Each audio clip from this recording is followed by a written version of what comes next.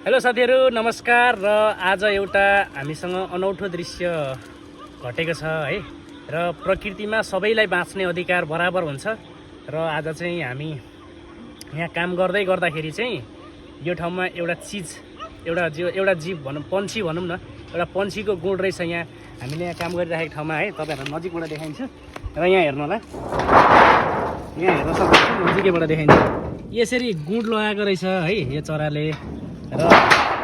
हेर्न सक्नुहुन्छ हामीले चाहिँ यहाँ काम गर्नुपर्ने थियो यही गुण लगाएको रहेछ र यसलाई हटाउनु पनि मिलेन अहिले हाम्रो नैतिकताले पनि दिएन है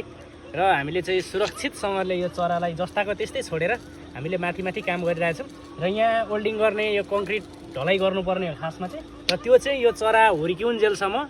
यो काम चाहिँ यहाँको लागि पेन्डिङ भएको छ अहिले है हामी अरू साइडको चाहिँ काम गर्दैछौँ र हेर्नु होला है त्यहाँ फेरि एकचोटि हेर्नु र यहाँ चाहिँ यस्तो गुण लगाएर एउटा चरा यहाँ हेर्नु है हेर्न सक्नुहुन्छ है यी चराले चाहिँ गुड लगाएको छ र हामीले यहाँ